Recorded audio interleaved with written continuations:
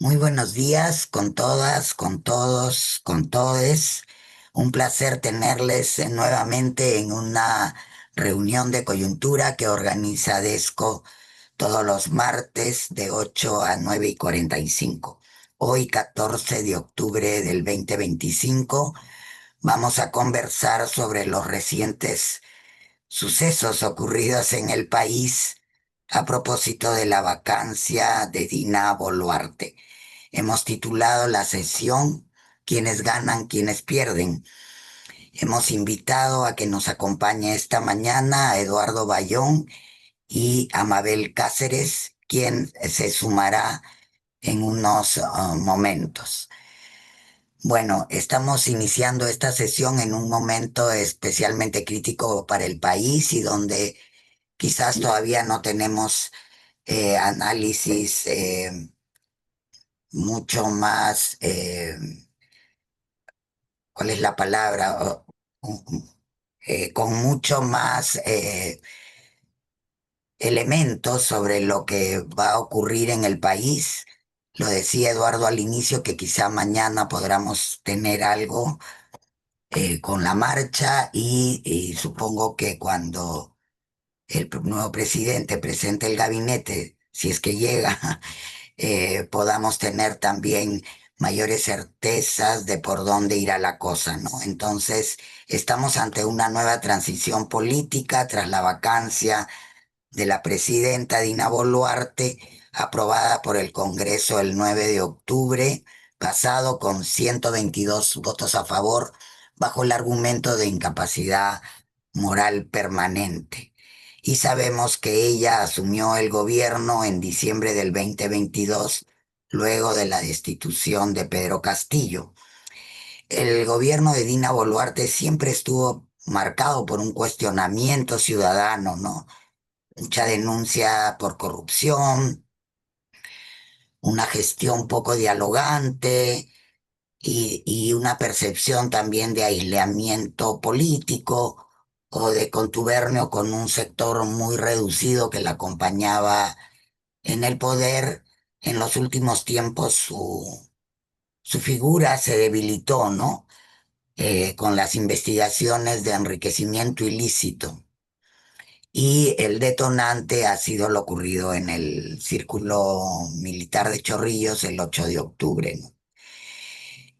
Tras esa vacancia asumió la presidencia José Enrique Gerí, que era el titular del Congreso, y en su discurso de asunción ha prometido un gobierno de transición, empatía y reconciliación nacional, con prioridad en la lucha contra la delincuencia y la reconstitución la reconstrucción de la confianza ciudadana. Pero aún no sabemos mucho, ¿no? De cómo lo va a hacer, porque hay muchas interrogantes también sobre su legitimidad y su capacidad para gobernar en medio de esta fragmentación política que tenemos, y además que este presidente tiene cuestionamientos previos por denuncias de agresión sexual que fueron archivadas por la Fiscalía poco antes de que asuma la presidencia, pero que están generando mucho debate público también y protesta sobre todo de las organizaciones de mujeres. Con esta breve introducción voy a dejar en el uso de la palabra entonces a Eduardo Bayón, antropólogo, especialista en análisis de movimientos sociales, sistema político, participación ciudadana. Él ha sido presidente de DESCO, también viceministro de Desarrollo Social del Ministerio de la Mujer y Desarrollo Social y secretario técnico de la Asamblea Nacional de Gobiernos Regionales. También fue presidente y director ejecutivo del grupo Propuesta Ciudadana.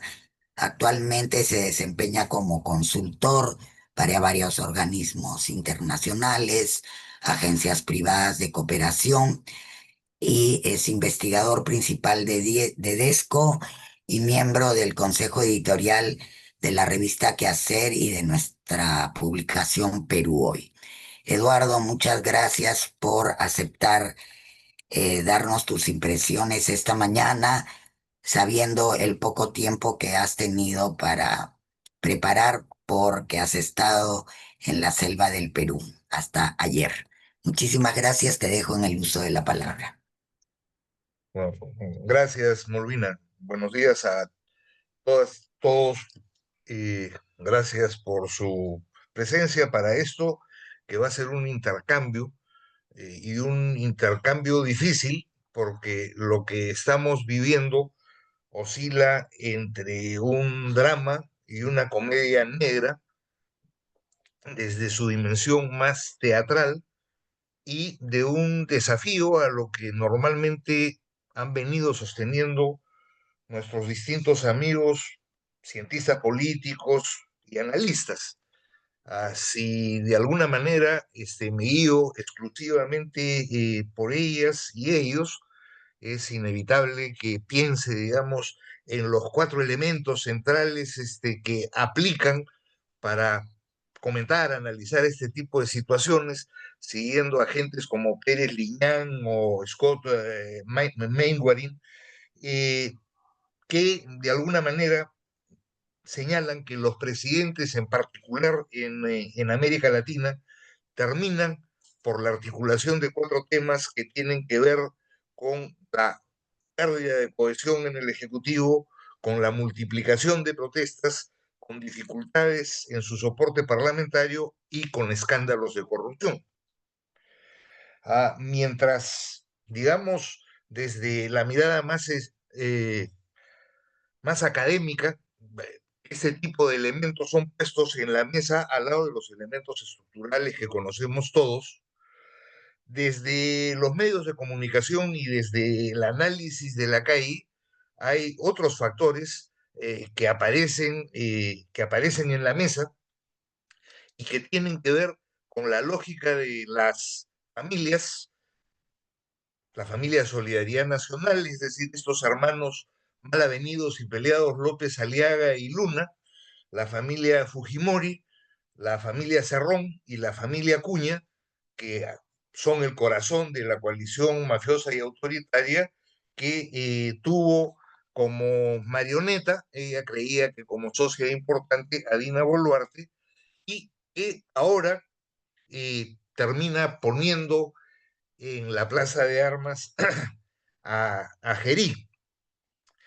Desde ese tipo de versiones hasta sucesos eh, que por lo menos a los que somos viejos nos llaman la atención, ¿no es cierto? El ataque al concierto de Aguamarina en un local del Círculo Militar Tarapacá del Ejército Peruano, en donde 24 horas después la policía descubre que el productor, que ha hecho como 30 conciertos en Lima en ese tiempo, está buscado y está fugado desde el año 2023 porque es el brazo derecho del jorobado.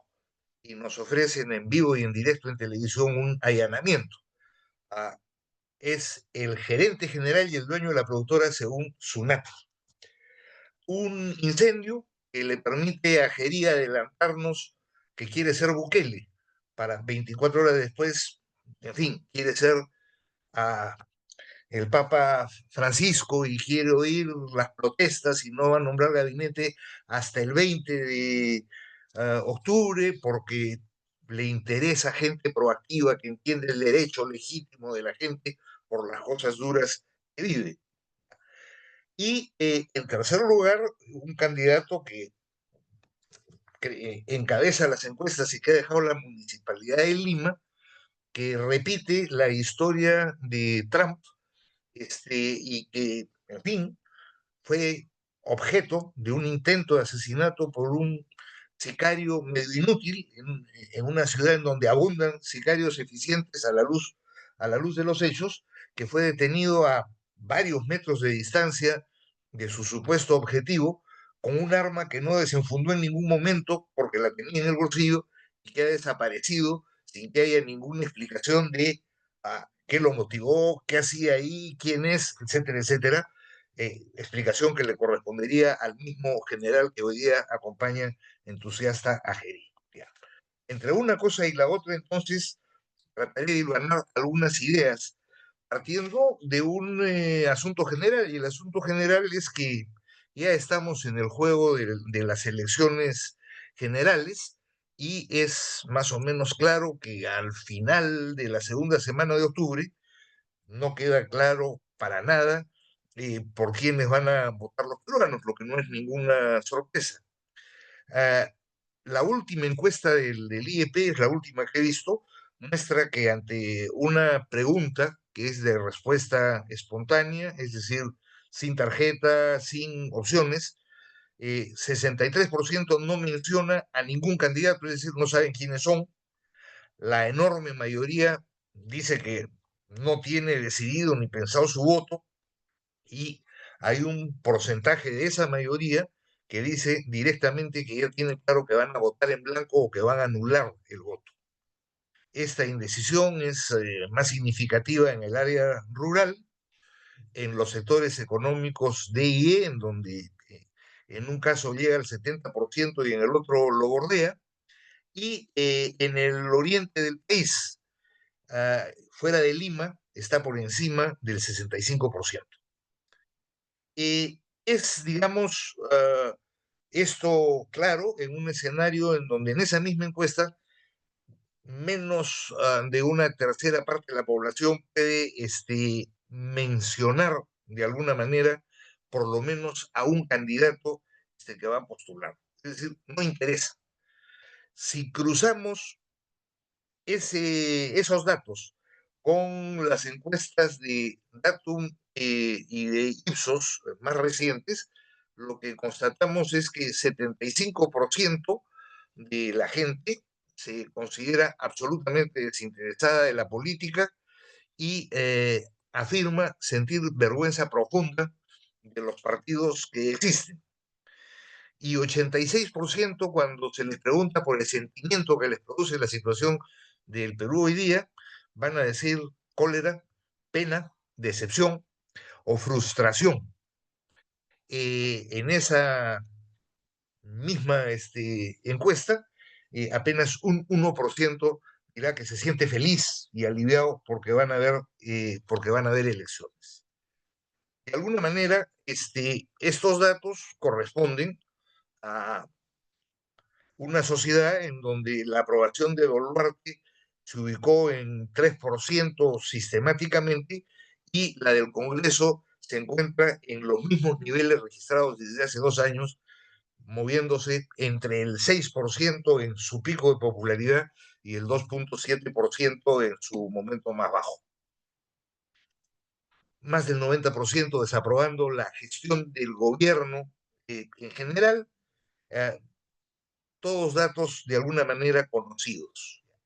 En ese escenario, Boluarte fue vacada, para ser estrictos, en horas. A mediodía del jueves que la vacan, absolutamente nadie creía que el Congreso la destituiría.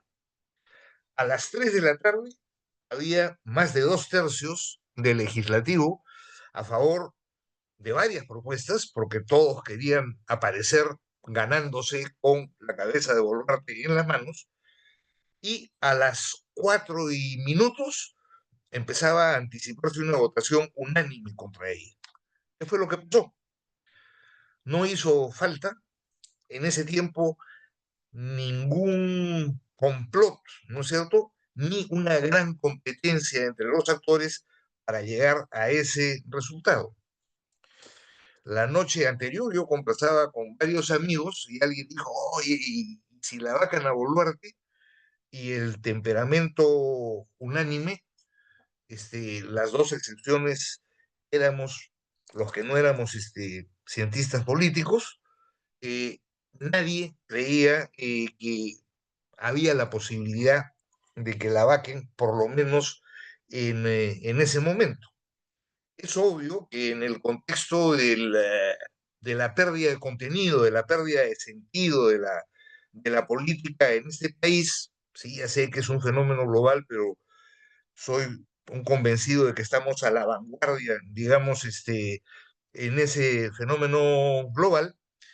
Lo que pasó creo que se entiende bastante mejor como resultado de una estampida emocional, antes que como, digamos, resultado de un proceso que puede ser tradicionalmente explicado con categorías científicas. Hasta el miércoles, a la mayoría de partidos en el Congreso no parecía interesarles el deshacerse de Dina Boluarte. Y los dos interesados, los hijos de Luis Castañeda Locio, López Aliaga y Luna Galvez, aunque ya hacían declaraciones a la prensa eh, amenazando con presentar la vacancia, no parecía que estuvieran absolutamente apurados por el asunto, y quienes adelantaban su interés en esa perspectiva lo hacían como parte de su estrategia electoral, en donde el exalcalde de Lima es grosera, y en donde su búsqueda de confrontación y negociación con Boluarte era clara. Ahora, esto era absolutamente comprensible, porque en los 34 meses del gobierno de Lima, los congresistas aprobaron y pasaron un conjunto de leyes orientadas a terminar con lo que teníamos de Estado de Derecho y a desaparecer los mínimos de capacidad regulatoria. Y Boluarte firmaba entusiasta y sin chistar. Digamos, en pago, el Congreso, que creo que la leyó rápido y la leyó bien, rechazó las distintas iniciativas de vacancia que se presentaron, silbó mirando al techo frente a los Rolex y las joyas y las acusaciones de la relación con sus múltiples wikis, miró al costado por lo que era una frivolidad grosera y la historia de sus cirugías, y finalmente la recompensó mandándola de viaje para que absolutamente todos los peruanos, peruanas y peruanes sintiéramos vergüenza de nuestra condición de tales cada que la señora abría la boca.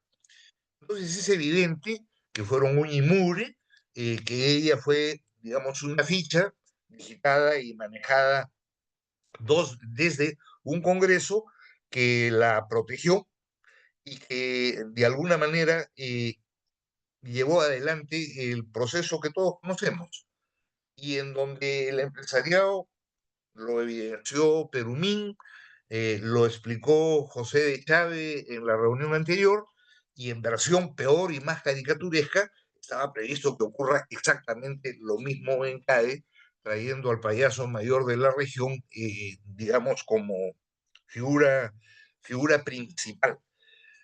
Es de alguna manera clarísimo entonces en este sentido que asistíamos al funcionamiento de un Estado históricamente débil, que en 34 meses se acercó a un Estado prácticamente criminal como resultado de lo que estamos viviendo y de la convivencia entre el legislativo y el ejecutivo. Ahora, la caída de Boluarte lo que hace es abrir el espacio, darle el paso al séptimo presidente que tenemos en 7 años. Ya, en una crisis que, digamos, en esta fase, que no es la primera, pero en esta fase que se abre con la caída de Pedro Pablo Kuczynski en marzo de hace 7 años. Crisis que, hay que decirlo, sigue todavía hoy día a la espera de los actores, las actrices, a que sean capaces de escribir su final. En donde entonces la pregunta que interesa responder es: ¿por qué ha pasado en este momento y por qué no pasó antes, o por qué no nos esperamos hasta las elecciones? Vamos. Ah, la palabra vacancia ha estado presente desde que Boluarte se instaló en la Plaza de Armas, pero, digamos, agotado el ciclo del estallido social, de las protestas 2022-2023, apenas ya sí se susurraba, es decir, no aparecía con la fuerza y la claridad que tuvo digamos, a lo largo de los primeros meses del 2023. Entonces, en este marco, el ataque en el concierto a Aguamarina y la proximidad de las elecciones decide a Renovación Popular y a Podemos a exigir la salida de Boluarte, con ambos partidos, algunas y algunos congresistas, y por efecto dominó muy rápidamente, todas las demás agrupaciones se vieron obligadas en última instancia a sumarse al pedido para no quedar expuestas, ¿no es cierto?, como las defensoras y por lo tanto como el soporte de una presidenta que en ningún momento tuvo legitimidad. Ya, no es casual, me da la impresión que Somos Perú, es decir, el partido de Gedi, fuera el último en anunciar su apoyo a la destitución. Hasta Acuña lo hizo antes. Boluarte se da cuenta temprano ese día ah, que van por su cabeza y que pueden ir en serio y busca negociar con el Congreso. Hay una nota bastante bien dateada, me da la impresión de Ojo Público, que indica que Boluarte ofreció cambiar al exministro de Cultura, Valencia, contra quien se iba a debatir una moción de censura como primer gesto. Como segundo gesto, apuradamente trató de negociar con Renovación el cambio de ministro de Transportes y que ellos pongan un ministro de Transportes propio para que juegue con el tren. Y ante la, digamos, uh, sorpresa de alguien que creía que no había problemas, desesperada llega a proponer la cabeza de Arana y su cambio, como quedó clarísimo, sin resultados. Ahora, ese ataque al concierto de Aguamarina en una instalación del ejército, ¿no es cierto?, para hacer más patéticamente teatral la situación, era apenas la fresa más visible de una torta con varios componentes que telegráficamente pueden ponerse sobre la mesa para tener una mirada más compleja. Eh, una coalición autoritaria, corrupta y mafiosa que tiene una aprobación que es un error estadístico. Un proceso electoral ya en curso con más de 40 candidatos, 11 de los cuales de la derecha extrema, que es la mayoritaria en la actual coalición gubernamental, y que, en fin, empiezan de alguna manera a enfrentarse entre ellos y muestran las erosiones que hay en la coalición, en esa coalición autoritaria. El tercer elemento es que lo que tuvimos de mínimos de institucionalidad democrática ya están liquidados y el régimen político no tiene contenido. Digamos, la reposición de Delia Boluarte, perdón, de Delia Espinosa, ordenada ayer por el Poder Judicial, ya es parte, de alguna manera, de ese desplome en donde retazos de dignidad y de lo que queda de institucionalidad, en fin, pelean en medio de las ruinas, me da la impresión, de la institucionalidad que tuviéramos. Lo que queda de separación de poderes, por lo tanto, en demolición final, y el Congreso ya convertido en el primer poder del Estado, y dentro del Congreso el futuro Senado como la llave de los próximos años, y ese Congreso controlando el futuro proceso electoral, que, salvo los ingenuos, hoy día es clarísimo que no va a ser competitivo, es decir, que van a hacer realidad su mantra del fraude del que se creyeron víctimas en las elecciones de Castillo. El quinto elemento tiene que ver pues con el escenario absoluto de inseguridad. Digamos, según el sistema de denuncias policiales, los homicidios han pasado de 1.153 entre enero y agosto del 2022 a más de 1.850 en idéntico periodo este año. A las economías ilegales, José lo señaló la semana pasada, se han multiplicado al extremo que el 47% del oro exportado es ilegal y que genera más de 8.000 millones de dólares de ingresos previsibles este año.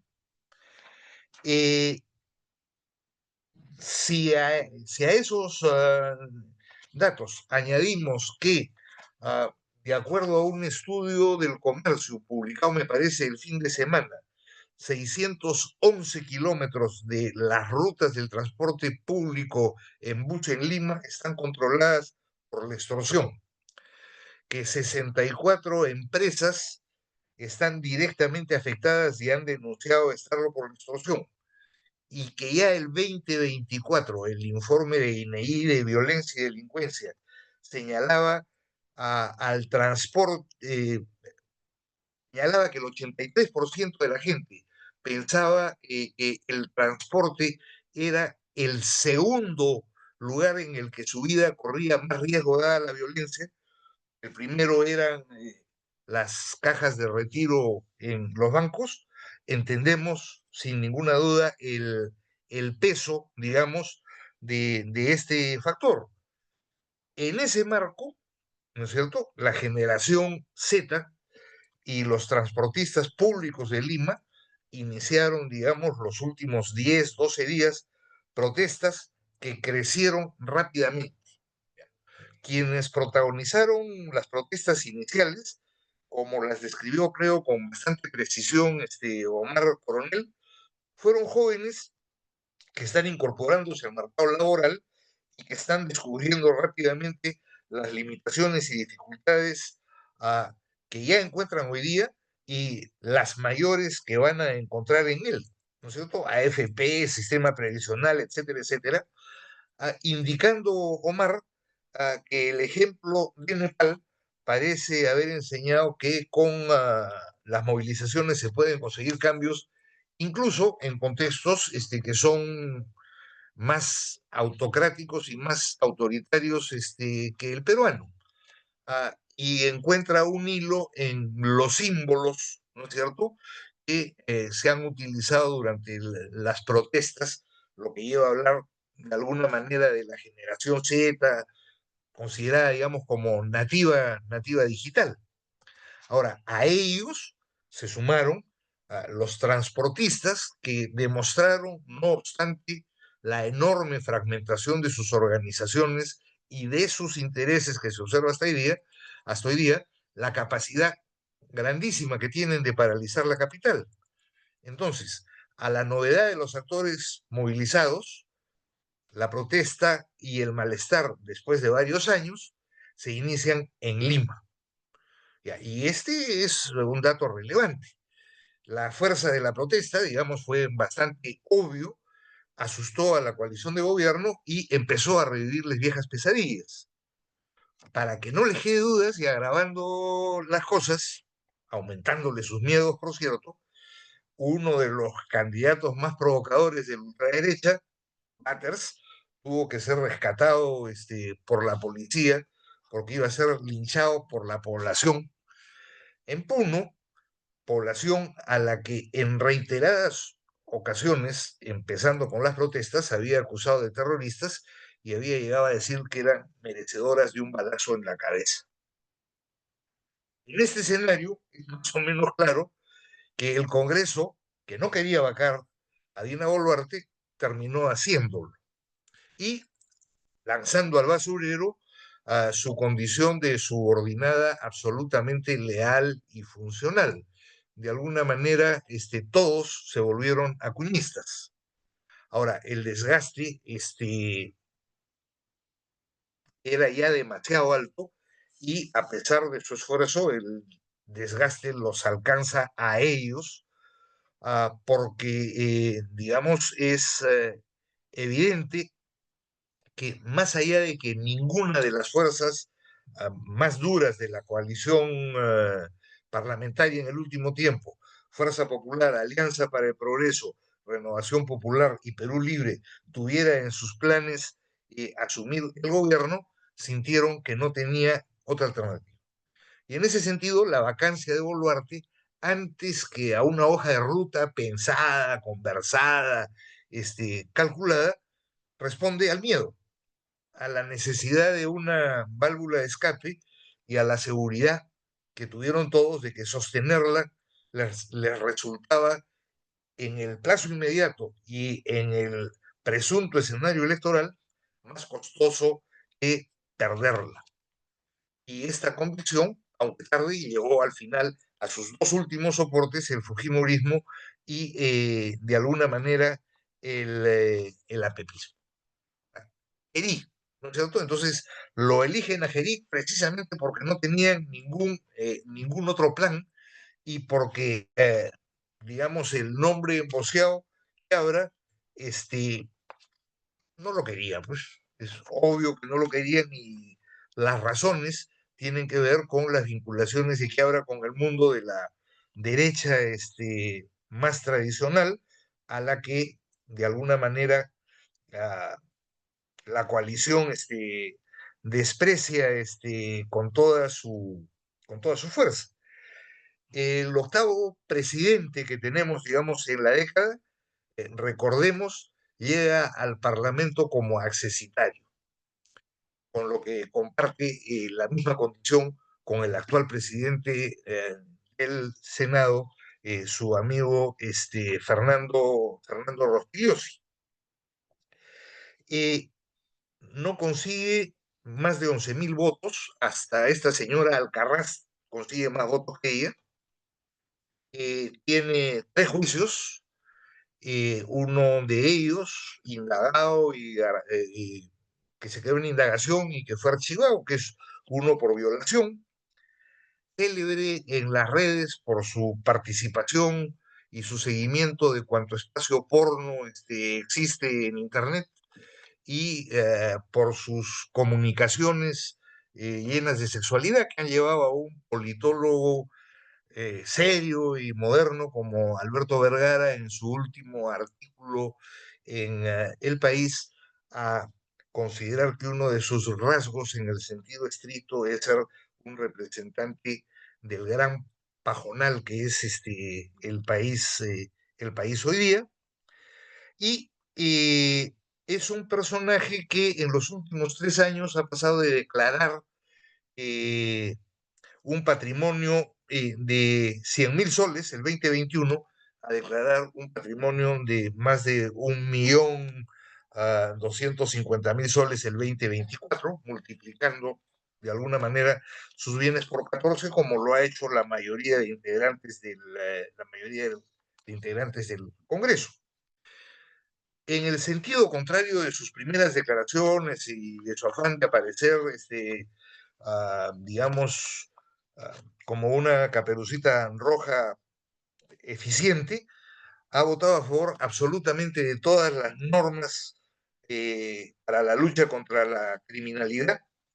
En su desempeño como congresista, respaldó todas las leyes que perjudicaron la institucionalidad y la lucha contra el crimen organizado. Votó con entusiasmo a favor de la ley APSI, a favor de la ley contra la colaboración eficaz y de la ley de extinción de dominio. Votó a favor del regreso de la inmunidad parlamentaria, fue un entusiasta defensor de la amnistía para militares y policías procesados por violaciones de derechos humanos, por la prescripción de los delitos de lesa humanidad y fue un promotor de habilitar la creación de zonas económicas especiales privadas, ¿no es cierto? Votó el 2023 por la inhabilitación de Tello y Aldo Vázquez y votó también por la inhabilitación de Ábalos, lo que no hace a ninguno de los tres, quiero decirlo tampoco, en fin, Santos. A estas alturas de mi vida no creo en Santos en ninguno de los espacios del Estado. De alguna manera, Gerí y Vergara lo señala precisamente, parece un personaje ideal, ¿no es cierto?, para una obra del absurdo.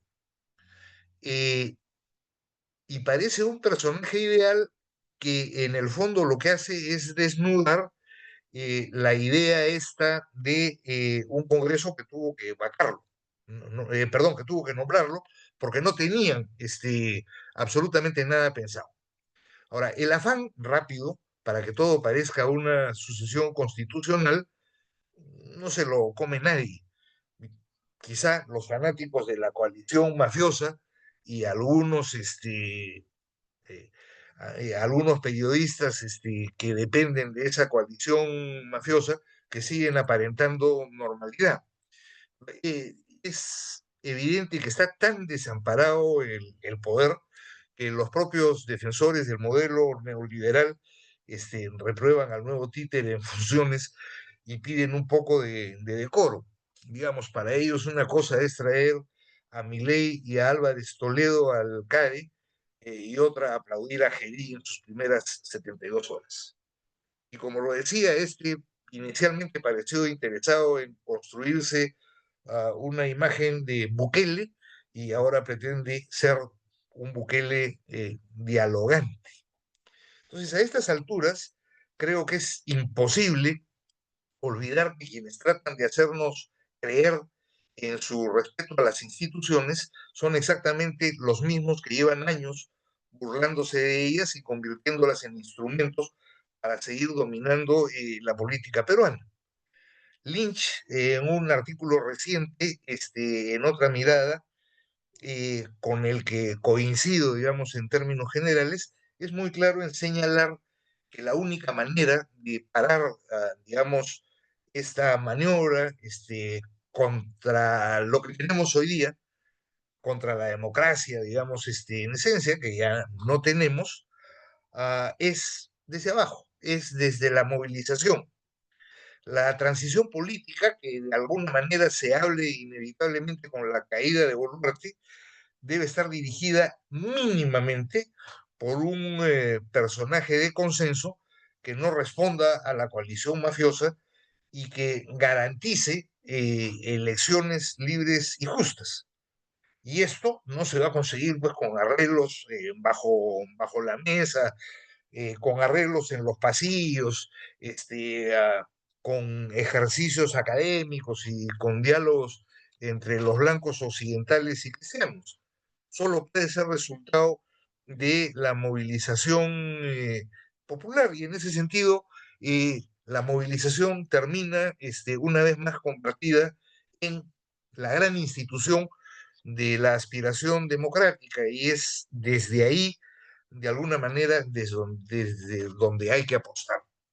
Yo terminaría diciendo que en ese escenario las distintas fuerzas opositoras van a tener que moverse muy finamente y con mucha inteligencia, porque ellas mismas, y lo conocen la mayoría de quienes se sienten parte de este espacio, también son rechazados por la gente. No tienen su confianza, no les va bien, si no son invitados a retirarse, no son recibidos y no llegan a tener encuentros significativos con la gente, en donde de alguna manera el desafío es tratar de construir un bloque que tenga efectivamente la capacidad de retar al poder establecido que no desaparece de ninguna manera con esta crisis, poniendo una mayoría nacional, ¿no es cierto?, detrás de un cambio en la lógica de renovación moral del país y de recuperación de la política. En otras palabras, de la magnitud de la movilización ciudadana que tiene mañana un momento importante, va a depender antes o más allá de la realización de elecciones limpias, la posibilidad de alguna manera de que esta crisis en su último periodo se abre con la caída de Kuczynski, encuentre a los actores que nos lleven por un rumbo distinto. Muchas gracias. Muchísimas gracias, Eduardo, por este panorama. Entonces, mientras esperamos la llegada de Mabel, que ya debe estar por sumarse. Si alguien tiene algún comentario, alguna pregunta que hacer en este momento, será bienvenido, bienvenida.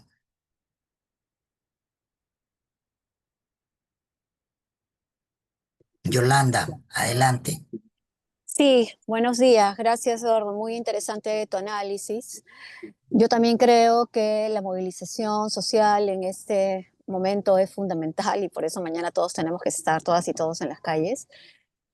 Mi pregunta va por una cuestión muy concreta. ¿Realmente crees viable o cuán peligroso consideras la realización de las elecciones en abril del siguiente año, ¿no? Si realmente crees que se van a llevar a cabo cuando sabemos que en este momento la mesa directiva del Congreso, liderada por Rospigliosi, lo que están haciendo es mover todas las piezas necesarias como para poner en riesgo las elecciones, ¿no?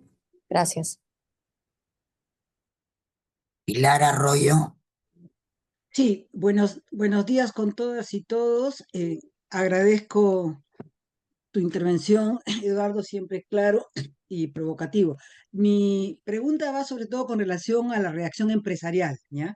Por lo que he leído en varios medios empresariales, Comex, Semana Económica, etcétera, etcétera, no han visto con buenos ojos este cambio, no porque quieran a Boluarte, que la califican con los peores calificativos, sino porque para ellos esto genera inestabilidad y lo consideran una gran irresponsabilidad y parece que se olvidan que a Vizcarra también lo removieron meses antes de las elecciones, fue en noviembre incluso, ¿ya? Pero por otro lado, ¿no es cierto? Y por eso ellos están en contra de que se remueva a Gerí, a pesar que tampoco lo quieren. Pero por otro lado, me llama la atención que las variables económicas no se han movido. El dólar no subió, no se disparó como en anteriores crisis, ¿no? Y más bien ha bajado un poquito. Quisiera tu opinión sobre estas dos cuestiones vinculadas al sector empresarial. Gracias.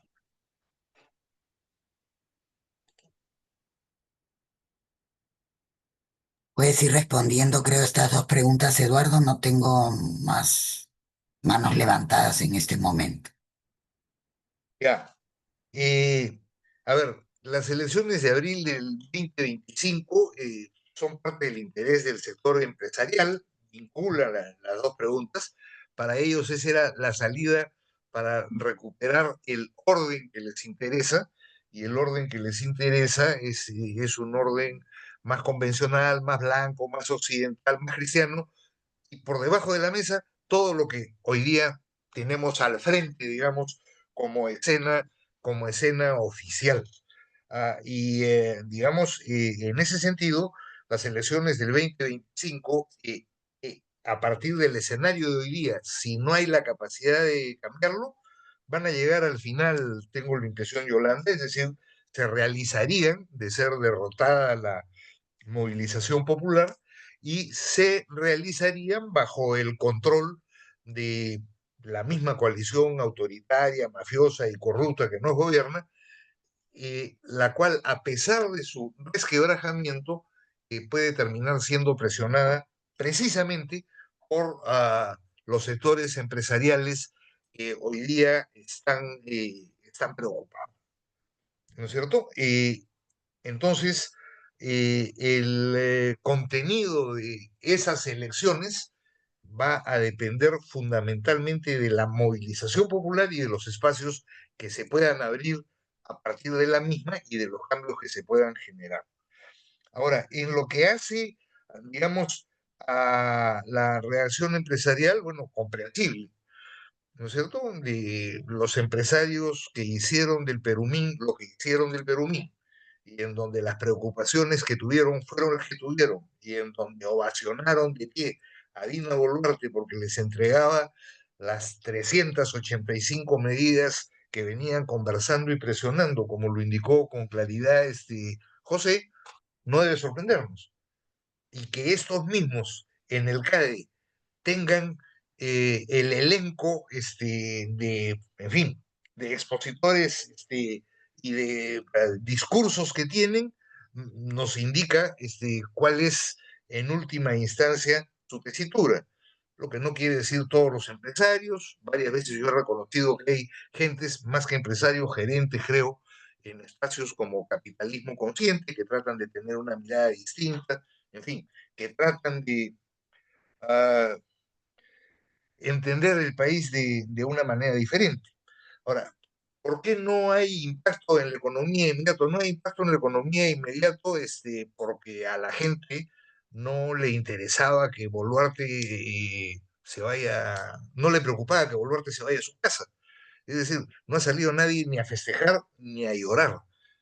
Todos se habían dado cuenta que Boluarte era absolutamente irrelevante y por lo tanto el que haya caído no le sirve al Congreso para que se le vaya la bronca a la gente.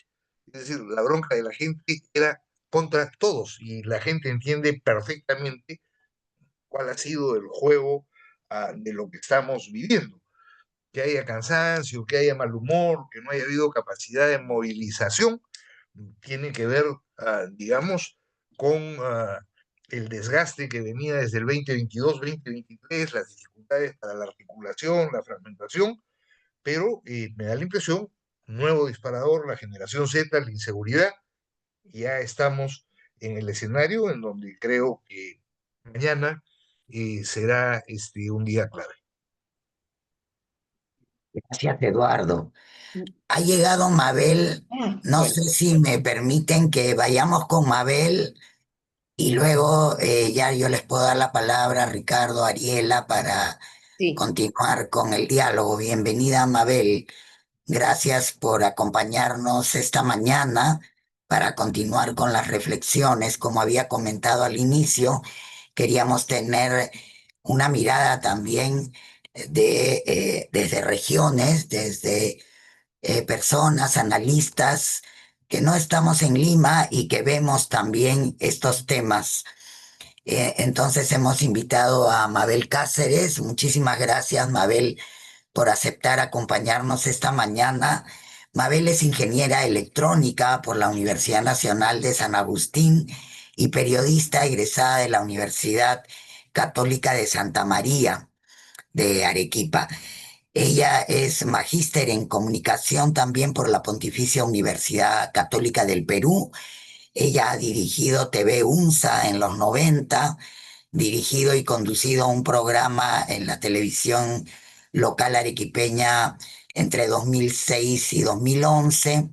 Ha sido docente universitaria en varias universidades de Arequipa.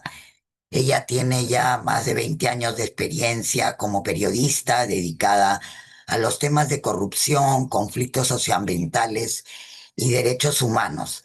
Ella actualmente es directora de El Búho en Arequipa desde los 2000 y la escuchamos también frecuentemente en sus programas. Muchas gracias nuevamente, Mabel, y te dejamos en el uso de la palabra por unos 20 minutos. Estás con tu micro apagado. perdón. Buenos días a todos. Muchas gracias por la invitación y por la introducción. Tengo que aclarar que en los 90 yo tenía como 10 años, por si acaso. Muy bien. Bueno, el tema que nos convoca es un poco a ver qué es lo que está pasando y cómo lo estamos viendo desde las regiones. Voy a referirme a un hecho puntual que está pasando hoy en Arequipa como muestra de del sentimiento y la relación, diría, que parece haber entre las regiones, el poder central, el poder regional y la gente, ¿no? Ayer el nuevo presidente Gerí convocó a los gobernadores regionales a Palacio de Gobierno en el deseo de ganarse su adhesión, ¿no?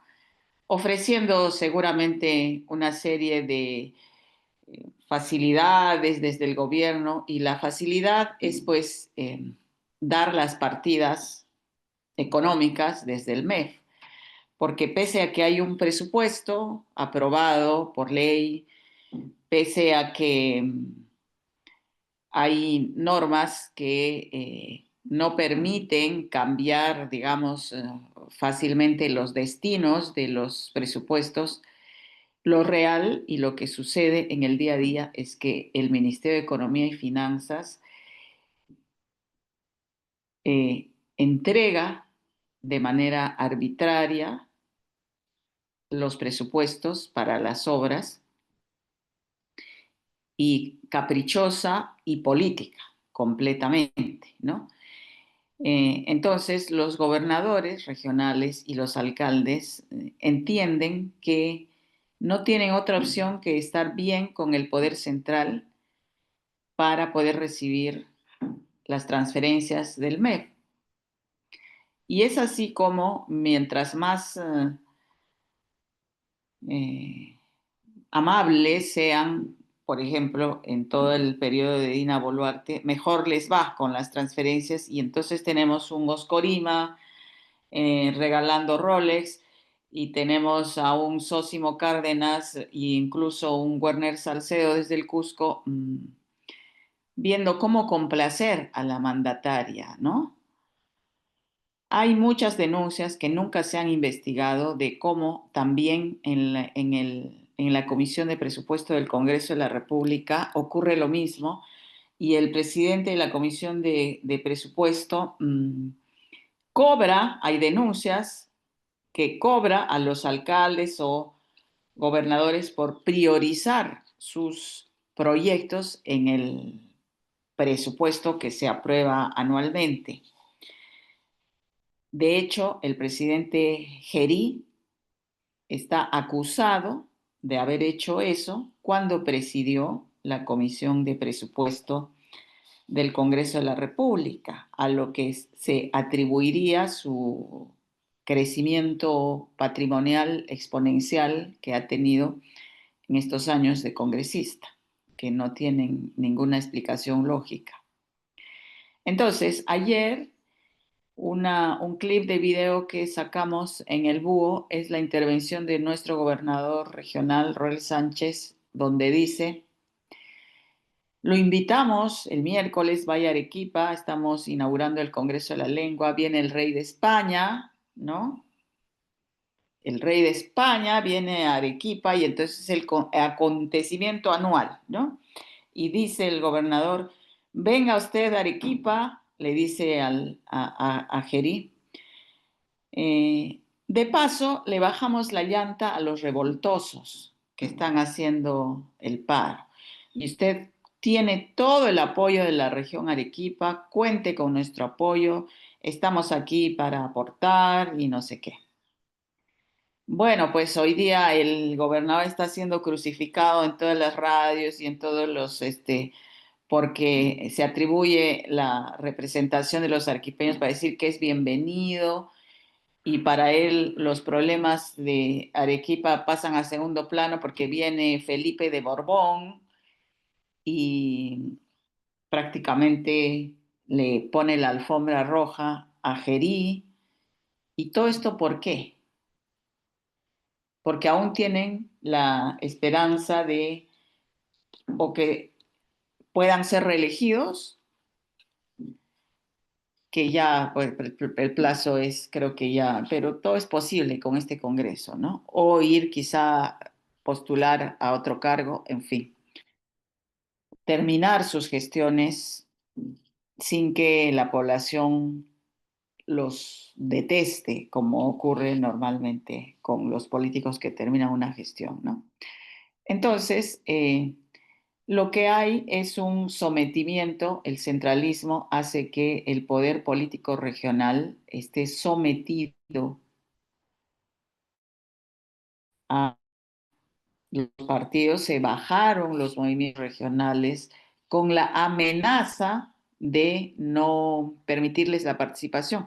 Al final, los movimientos regionales siguen vigentes, pero como el Congreso amenazaba con no inhabilitarlos para participar ya como tal, solo a través de los partidos, hubo una fuga de los movimientos regionales antes que se venciera el plazo para postular a las elecciones generales abandonaron todos sus movimientos regionales y se inscribieron en partidos políticos, con lo cual lograron lo que querían, destruir los movimientos regionales, los partidos políticos, sin ensuciarse las manos, digamos, solo a través del miedo, ¿no? Entonces, como funcionan las cosas en el país, pues ha ocurrido eso, ¿no? Los movimientos regionales persisten, pero los liderazgos principales ya no están ahí, se han inscrito en partidos políticos.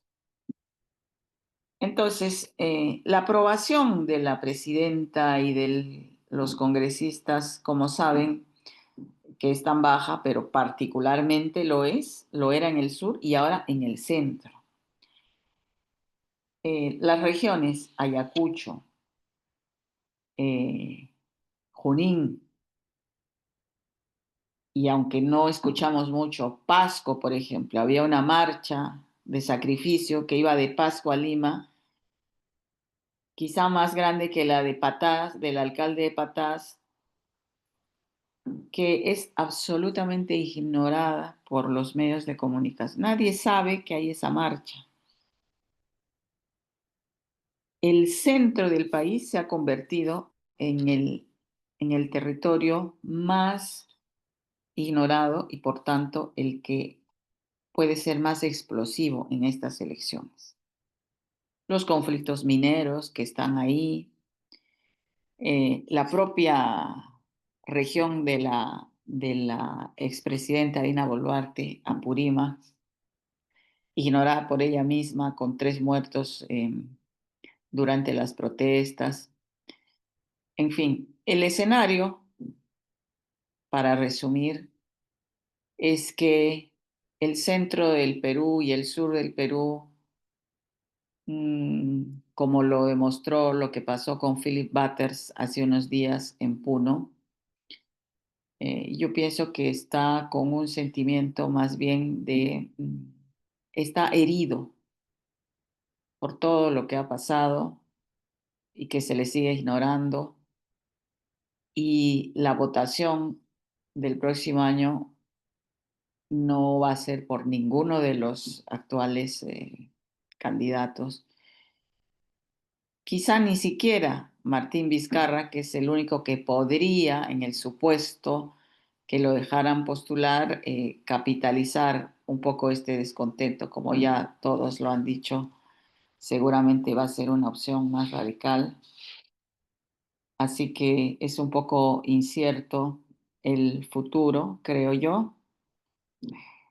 Y lo que pasó ayer también con el alcalde de Patás vuelve a refuerza esto que digo, ¿no? ¿Cuál es la dependencia? El alcalde de Patás y su marcha de 50 días que supuestamente auguraba un nuevo liderazgo regional, la reivindicación y no sé qué, terminó otra vez tomando cafecito y galletas en el Palacio de Gobierno porque el disque presidente Gerí lo ha tratado de igual a igual y entonces él ya se ha sentido escuchado, pienso, ¿no? O sea, dándole el beneficio de la duda que simplemente ese, haberse sentido escuchado y tal, y no sea una acción ya planificada realmente para bajar las protestas. Pero bueno, yo asumo que realmente es un poco de ingenuidad, de egocentrismo de su parte, una agenda muy particular que debe estar empujando, en fin. Pero otro liderazgo o proyecto de liderazgo que así lo veían algunos, que se disuelve pues en nada. Y otra vez en esas negociaciones en el Palacio de Gobierno o el Congreso que tienen que ver con cómo se reparten el tesoro público, ¿no? Cómo se reparten el Perú. Eso no ha cambiado y parece que no va a cambiar en breve, entonces. No sé, un poco estoy saltando de aquí para allá, ahora más bien los escucho a ver si me quieren preguntar algo, podemos conversar un poco más. Muchas gracias, Mabel. Teníamos en el pedido de la palabra a Ricardo Soberón y luego Ariela. Y pueden seguir anotándose. Adelante, Ricardo. Gracias, Molvina. Gracias, Mabel, por tu exposición y igual a Eduardo. Me pareció sumamente interesante lo que dijiste, lo que Vergara utiliza el concepto de vaciamiento de la política peruana. Tú lo explicitas muy bien en el caso de los movimientos regionales que son vaciados de liderazgos para pasar a los partidos centrales. Yo veo el caso del Braem, en donde el alcalde de Pichari inmediatamente se sitúa en APP para garantizar su postulación al gobierno regional del Cusco como el mejor ejemplo. Pero, digamos, mi interrogante era la siguiente. Creo que estamos en un momento completamente distinto en donde pasamos de un Estado que era criminoso, que favorecía lo ilegal desde su posición, pero resguardando las formas. Creo que Gerí empieza a ser el primer caso de una representación política de un Estado abiertamente criminal, que encuentra, lejos de las calles, de los barrios, de los espacios de las economías ilícitas, en el Estado la apropiación completa de la gobernanza criminal que vive el Perú. Esa es mi apreciación y comentarios al respecto. Gracias. Gracias, Ricardo. Ariela,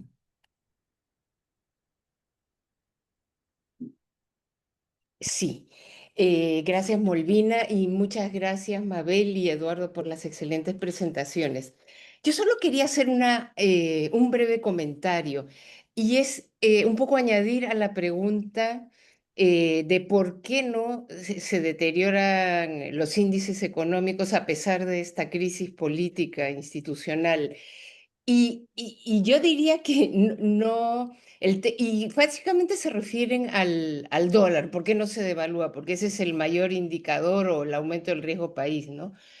El tema es que el dólar sigue bajando, pero no por un tema del Perú. O sea, nosotros decidimos muy poco en términos de lo que es el costo del financiamiento, de las materias primas y de nuestra estabilidad económica, finalmente también. Entonces, lo que está pasando es que el dólar se ha devaluado, eh, ha perdido 10,8% en el primer semestre frente a una canasta de monedas las más importantes del mundo que incluyen al euro, al yen, a la libra esterlina, al dólar canadiense, a la corona sueca y al franco suizo.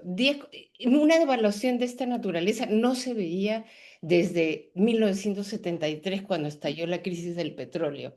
Por otro lado, el dólar está siendo viendo con mucha desconfianza, porque Estados Unidos ha generado una pirámide de Ponzi con el nivel de endeudamiento tan alto, y entonces eso hace que los bancos centrales dejen de comprar bonos del tesoro, se desprenden del dólar. Las reservas globales han bajado, las de todo el mundo, incluido de Perú también, han pasado de 72%, o sea, dólar o bonos del tesoro, todo nominado en dólares, 72% en 2002 a 58% este año. Entonces, esa es la razón por la que no pasa nada acá en el Perú con el dólar, va a seguir bajando. Nuestras exportaciones de oro, que ha subido este año 44%, el valor del oro, el oro hoy representa 30% de nuestras exportaciones y el cobre que también ha subido, no, el oro 24% y el cobre 30%. Entonces, somos un país minero que está generando divisas y esto sin contar el narcotráfico, la venta ilegal de oro, la tala ilegal. Así que bueno, ese era un pequeño comentario. Gracias. muchas gracias, Ariela. No tengo otras manos levantadas en este momento, entonces, si Eduardo o Mabel quieren hacer algún comentario, bienvenido sobre lo que han expresado don Ricardo, Ariela.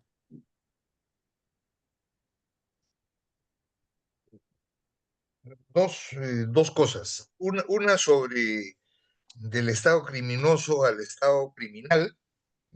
En fin, coincido, digamos, en términos generales con Ricardo. Ahora, el vaciamiento de contenido en regiones y territorios, me da la impresión que es una historia más larga y más vieja.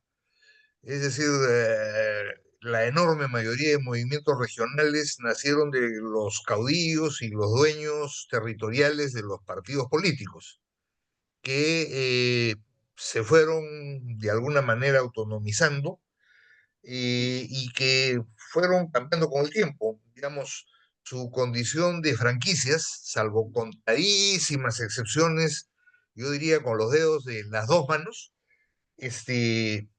no ha sido en los últimos 15 años sustantivamente distinta a la historia de los partidos nacionales.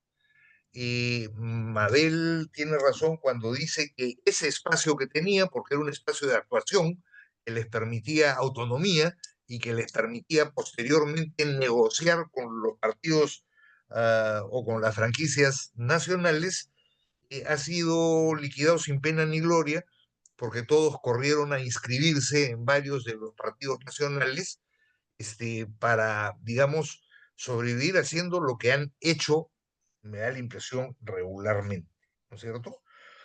Es evidente, por lo demás, que la ausencia de liderazgos y las dificultades para construirlos en la sociedad, además de los factores estructurales ah, que valen también para la política, tienen que ver con cambios que se han producido en la propia sociedad, en las formas de organización y de articulación, en el agotamiento de viejas formas de organización y articulación y de viejos movimientos, y de alguna forma también en la manera perversa en que en distintos momentos el centralismo ha instrumentado estos procesos.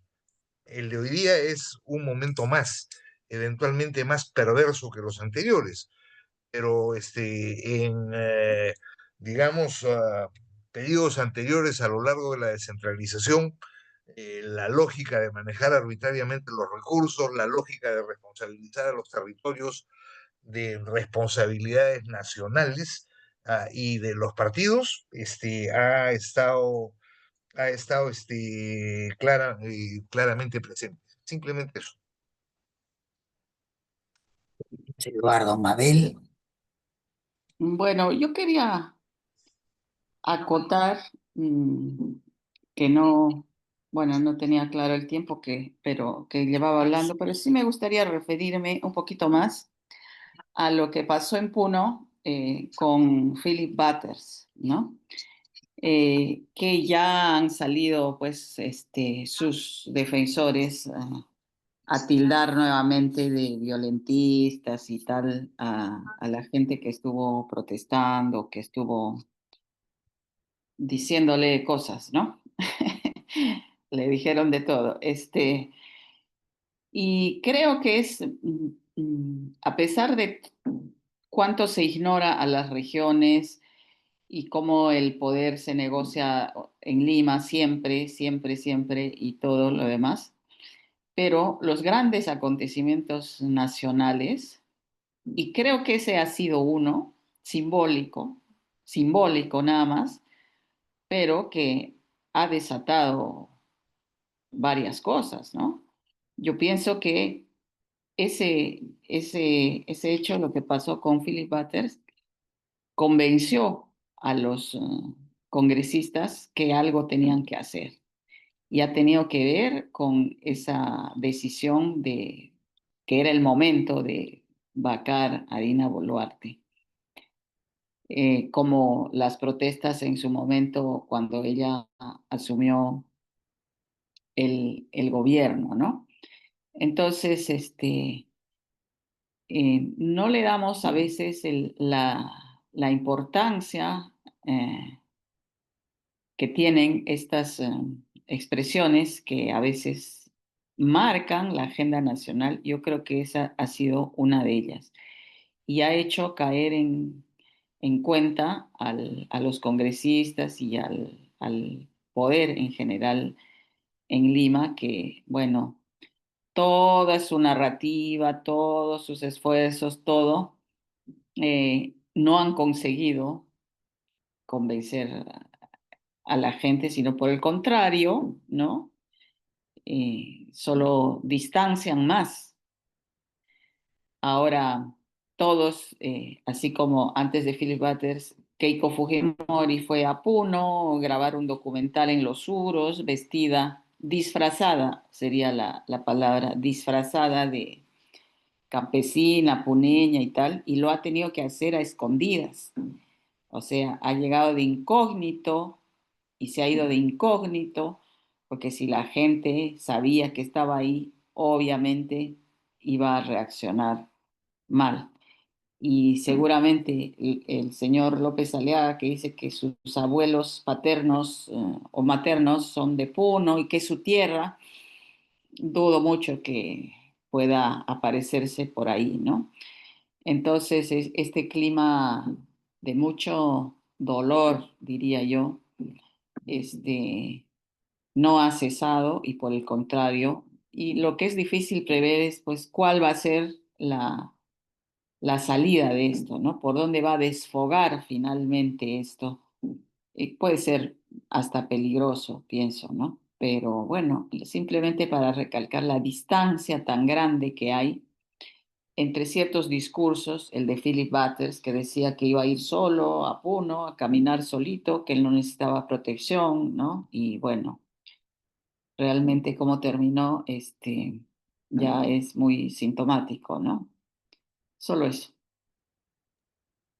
Gracias, Mabel. Tenemos dos pedidos de palabra. George Bedoya, si puedes prender tu cámara, George, sería bueno.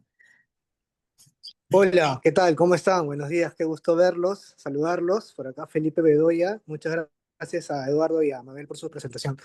Dos comentarios. Uno es ya hemos hablado alguna ocasión el rol o las características que tendría que tener este líder conciliador, entre otras cosas seguramente, pero ¿qué tanto o en qué medida el éxito de una movilización social está vinculado a este actor? Me parece que ya no mucho. O en todo caso, ¿qué reflexión podemos tener de quién puede ser ese actor conciliador, movilizador? En los últimos días escuché mucho el rol que ha jugado Susel Paredes, un poco hasta mediáticamente, en este tema de la vacancia y parecía ser de alguna manera se desmarcaba del resto de actores del Congreso. Y la segunda reflexión es un poco también en línea de lo que comentaba Eduardo, de cómo Gerí está en una especie de Bukele, ¿no? Aparece en las fotos con los policías, yendo a hacer requisas a los penales.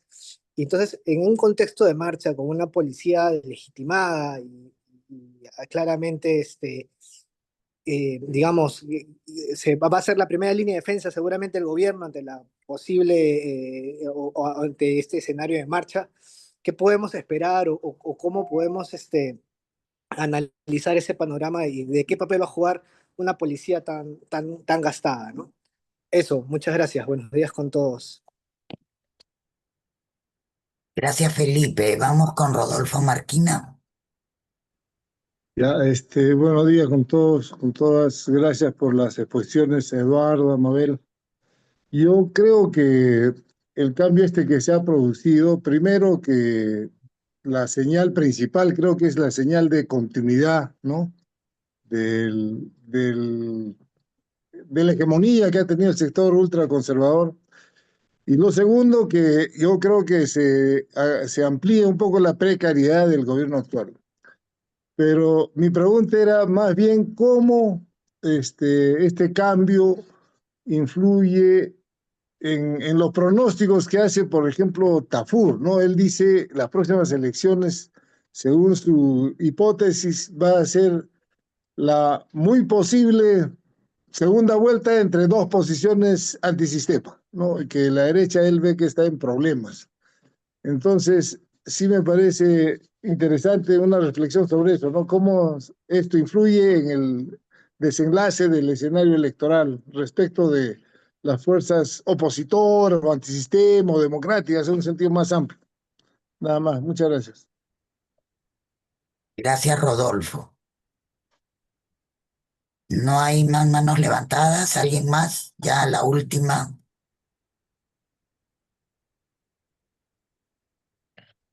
Pues no. Entonces vamos con comentarios de Mabel y Eduardo.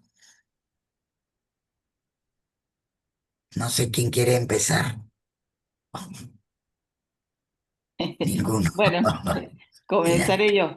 Este, mm, sobre lo último que dijo Rodolfo. Efectivamente, pareciera que la derecha está en problemas y dudo mucho que presidencialmente pueda llegar, ¿no? Porque va a pasar, según creo yo, no sé, como en el 2021, que pues a 2 semanas de las elecciones apareció Pedro Castillo y ya, ya sí, sí, es simpático, sí, mira, vive en el Cajamar, es maestro, esto, el otro, tiene la hijita, Estrella, ¿cómo se llamaba? No sé. Bueno, y listo, ¿no? Presidente. Tan inesperado fue eso, ¿no? Que como saben, no figuraba en ninguna encuesta de apoyo, nada, hasta 2 semanas antes, ¿no? Y el día de la elección que dan el flash electoral, CNN en español transmitía y dio el flash que pasaban a segunda vuelta Keiko Fujimori con su fotito y un tal Pedro Castillo que no tenía foto, sino ese redondito que sale en las redes cuando no ponen foto, ¿no?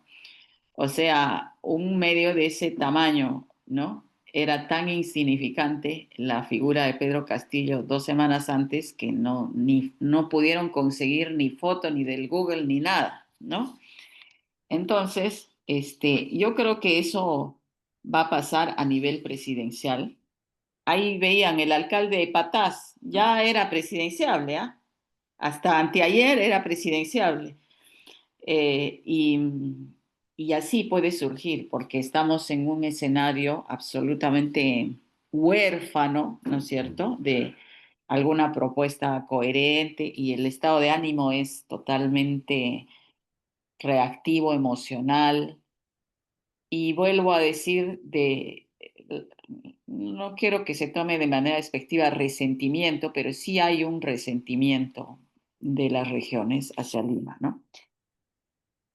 Pero el gran riesgo es lo que va a pasar a nivel de la votación del Congreso, porque la gente puede votar por un Pedro Castillo, por un Juancito Pérez o lo que sea, o Quispe y ya está, pero no necesariamente se va a traducir en la votación para el Congreso. Sí, va a haber un arrastre como lo tuvo Perú Libre, puso 37 parlamentarios, hoy día son 7 o 6 creo, ¿no?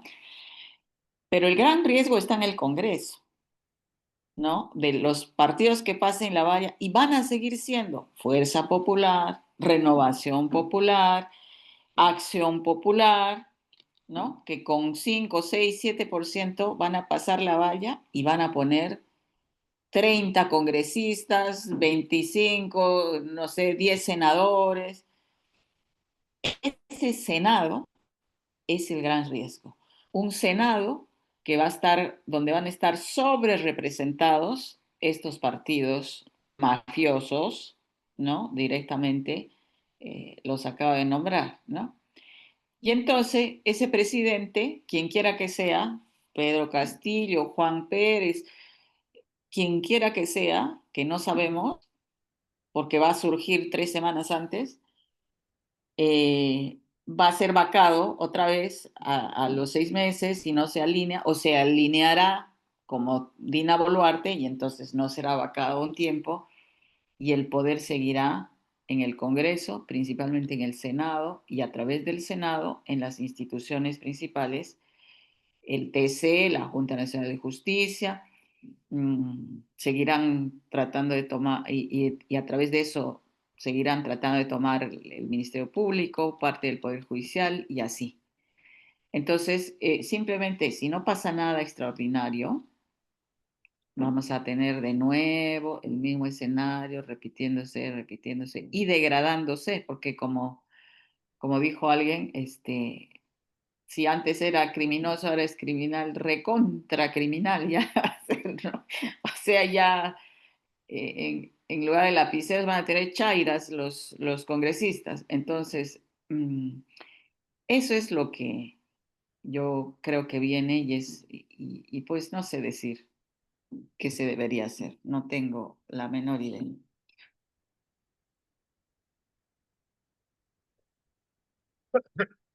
A ver, Mabel, Eduardo. tres o cuatro ideas, ¿no es cierto? La primera, se equivoca quien cree que las cosas, ocurra lo que ocurra, van a cambiar con las elecciones del 2026.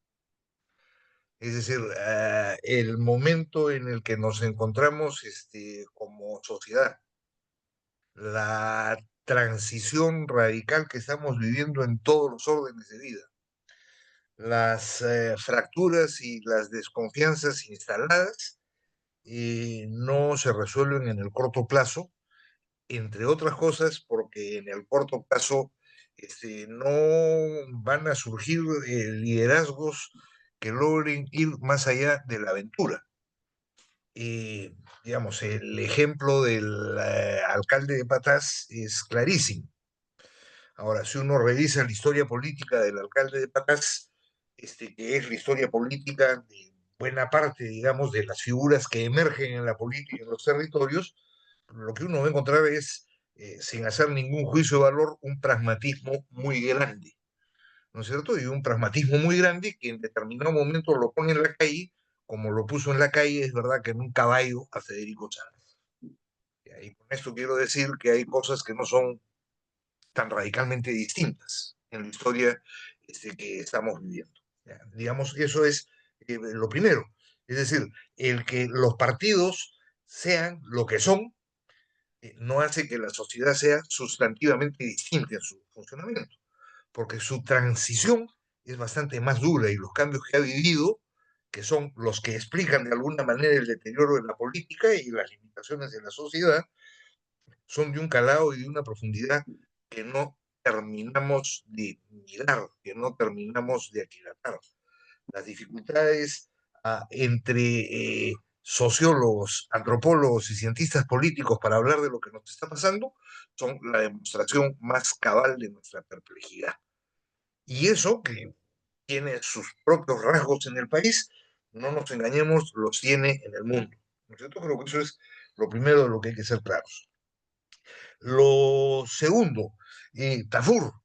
Eh, Tafur me parece un periodista simpático, es el padre de varios de los miedos que levanta a la derecha. Hace ya un buen tiempo, lo hizo en el pasado también, sostiene que van a aparecer candidatos antisistema porque él está convencido y no le falta razón que la derecha más criminal y la derecha más de cuello y corbata, y más comillas intelectual, debe ser una unidad.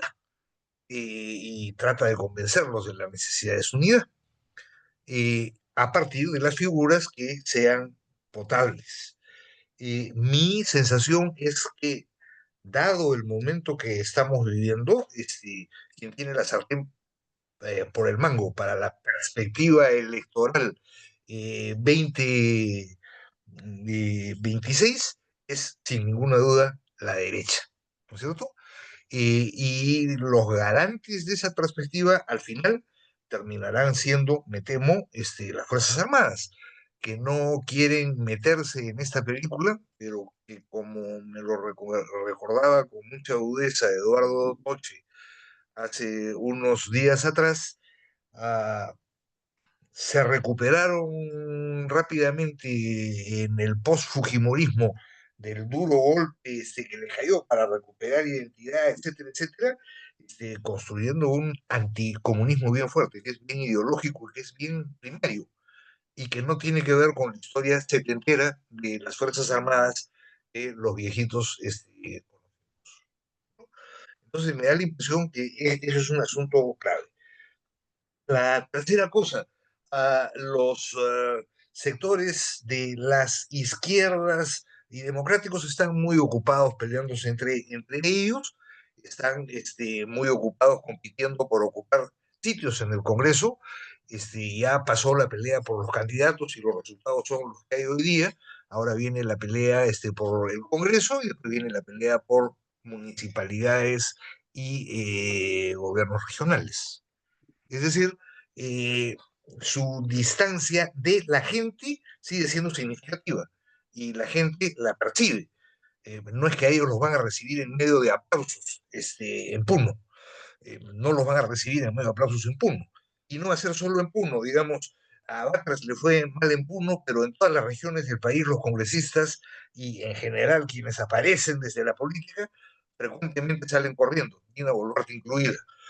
El rechazo, el mal humor, el malestar es enorme, es una fractura, no se resuelve en el corto plazo.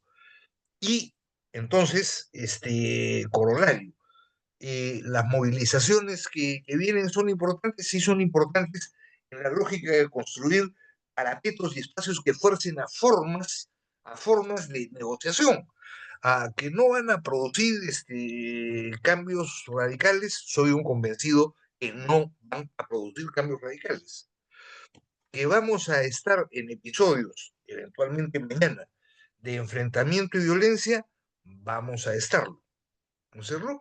Y vamos a estarlo porque lo que tenemos es una policía absolutamente desplomada como el íntegro del Estado peruano, a un jefe de la policía, este general Arriola, en fin, que es capaz de decir barbaridades que lo ameritarían como presidente de la República o presidente del Congreso, si uno seguía por lo que ha venido mirando y oyendo en el último tiempo.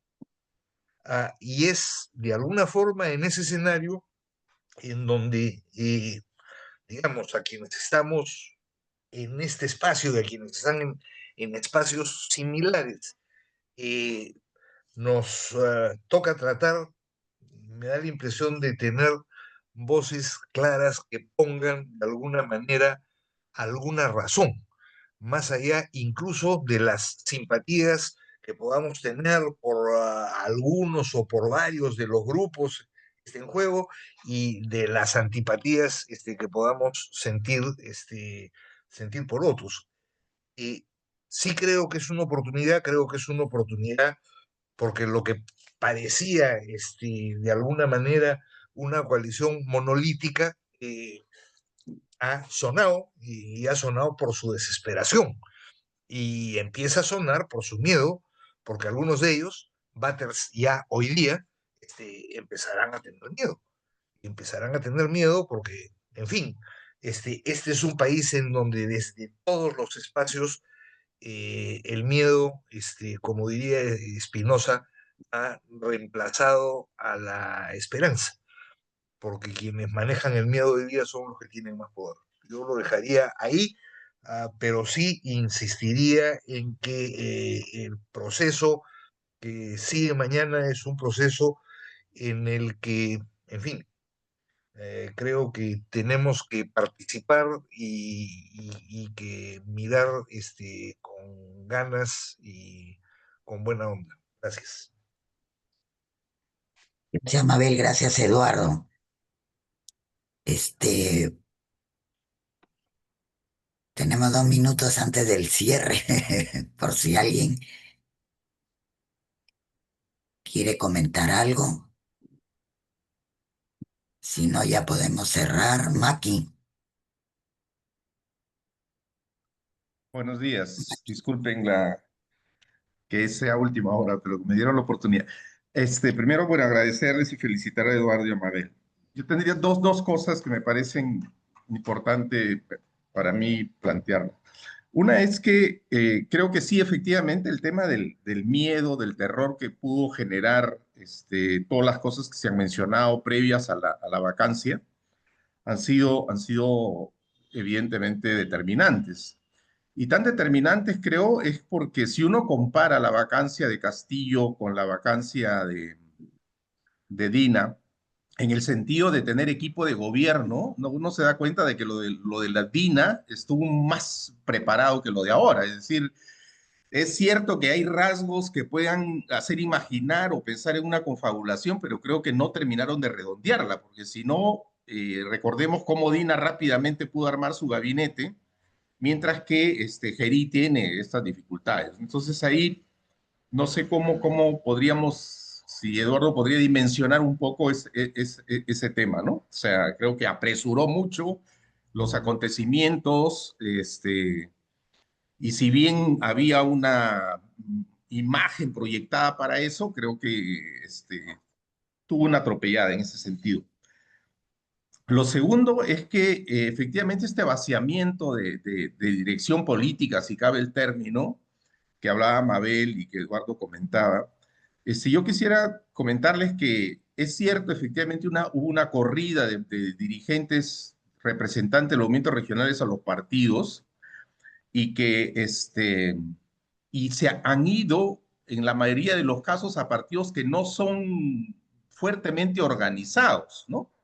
Como podría uno pensar en Fuerza Popular y en algunos tiempos atrás el APRA. Han ido a estos partidos que son medios endebles, y como ellos se trasladan con todo el equipo, con toda la batería, digamos, ¿cierto? En la realidad, los liderazgos que tenían los movimientos regionales, que eran mandantes en sus movimientos regionales, pasan a ser también mandantes en los partidos, ¿no? Porque se trasladan con todo el equipo que tiene, y ellos se convierten en los dueños del partido. Aquí en Piura vemos varios casos de líderes de movimientos regionales que han terminado, que se han ido a los partidos y ahora son los dueños de los partidos, de estos partidos que les mencionaba.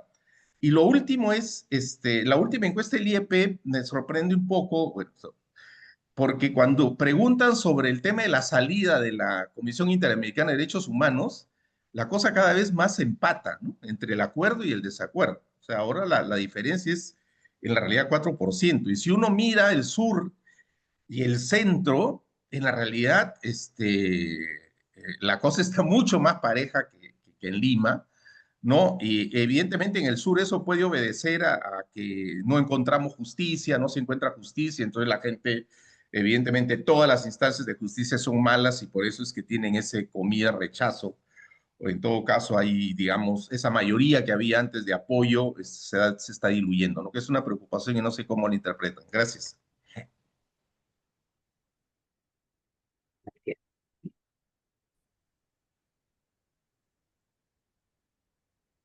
Creo que hizo la pregunta para Eduardo. Yo, bueno, solo que quería, antes de terminar, ya estamos terminando, que Pido la ver el siguiente palabra, mensaje. Molvina. Efectivamente, perdón.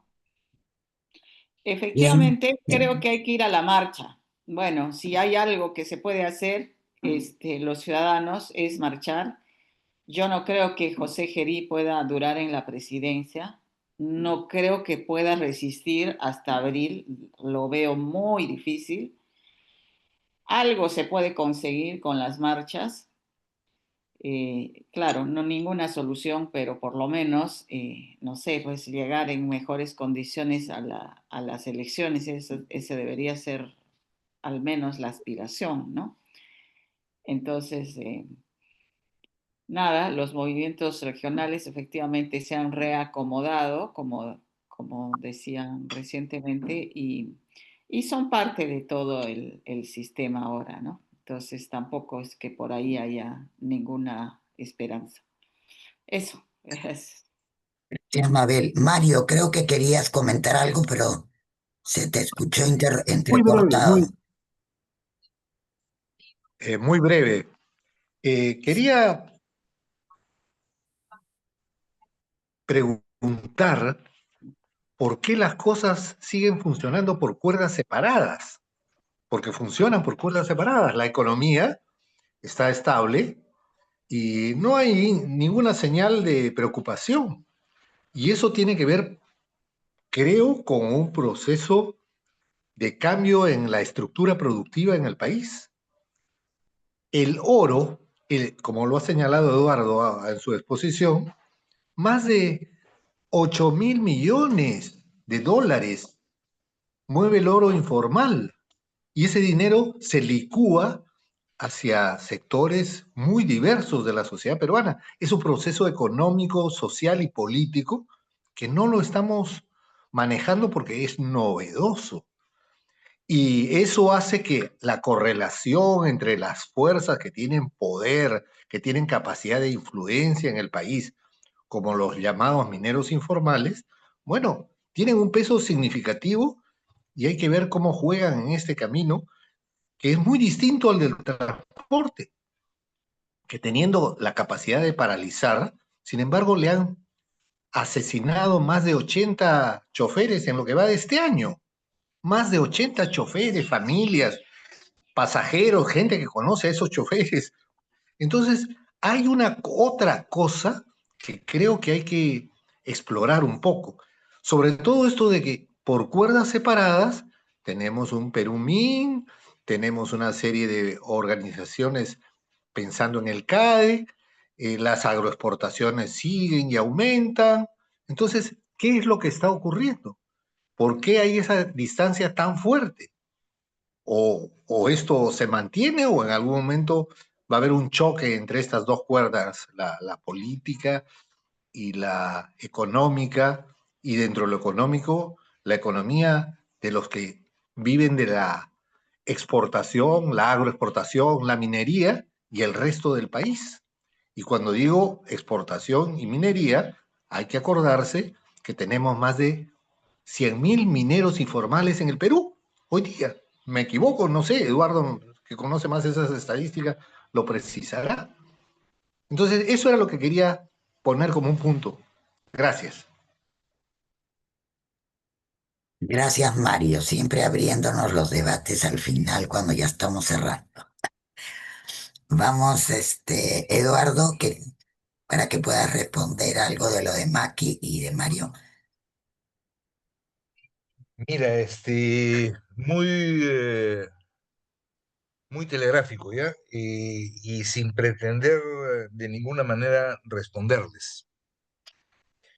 En relación a lo de Mario, simplemente señalar que las cuerdas separadas tienen que ver con la desformalización de la sociedad y con, entre otras cosas, los cambios que supone esa desformalización en la manera en que se da la vida de la sociedad.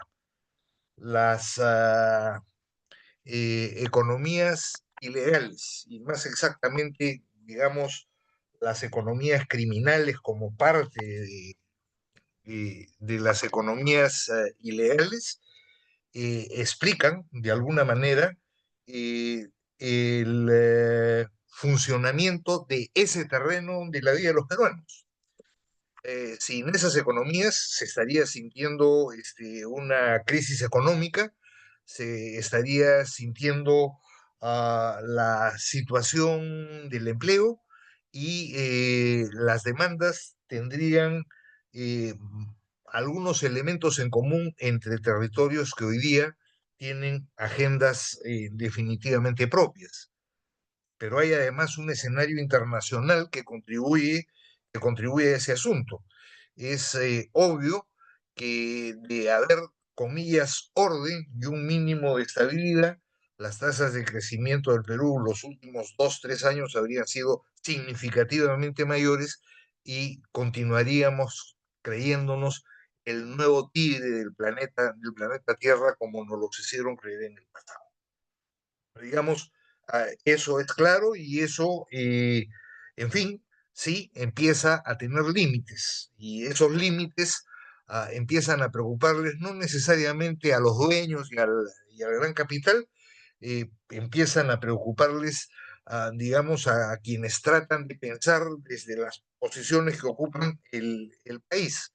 Insisto, la idea del capitalismo consciente, por ejemplo. Es claro también que dentro de la inversión internacional empieza a mirarse con preocupación Perú, que sigue siendo un bocado interesante, pero que, como ocurre y ha ocurrido históricamente en el capitalismo más contemporáneo, hay necesidad de estabilidad, de reglas de juego mínimas, ¿no es cierto?, de condiciones, comillas, civilizadas, que se van perdiendo aceleradamente en el país, ¿no es cierto? Y finalmente, la tercera cuestión, porque creo que el tema planteado por Maki amerita una conversación más larga, digamos, eh, la vinculación de los territorios y las historias particulares de los territorios con el país eh, es de alguna manera una dimensión que tiene necesariamente que revisarse y que tiene necesariamente que revisarse eh, porque la comunicación y por lo tanto la idea sobre la memoria existente en cada territorio siempre fue pobre y, digamos, fue en el mejor de los casos autorreferida y donde lo nacional era Lima. Y me da la impresión que eso ya voló definitivamente por los aires. Y esa es una de las dificultades también, ¿no es cierto?, para la construcción de liderazgos desde lo social o en lo social y para la posibilidad de imaginarse la política. Si uno mira las movilizaciones del 2022-2023 y tiene que subrayar la participación de un actor organización social, sin ninguna duda uno tiene que decir la comunidad campesina. ¿Ya? Pero no basta con decir la comunidad campesina. Hay que explicar que esa comunidad campesina que ha sido activa no es la comunidad campesina que nos enseñó la antropología y que existió antes de la reforma agraria y no es la post-reforma agraria, es una comunidad campesina modernizada, es una comunidad campesina que hoy día es parte de una incorporación al mercado, a los mercados y que estos son, digamos, bien distintos a los que también conocíamos desde la teoría. Y por lo tanto hay ahí un desafío enorme, grande. Yo lo dejaría básicamente ahí, además porque no tengo respuestas a algunas de las cosas que han sido señaladas y que me parecen igual de importantes.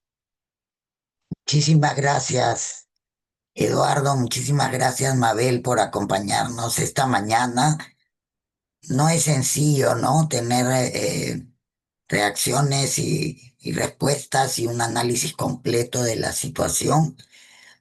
Y gracias por darnos ideas para que nosotros vayamos construyendo también nuestro sentido de lo que está pasando.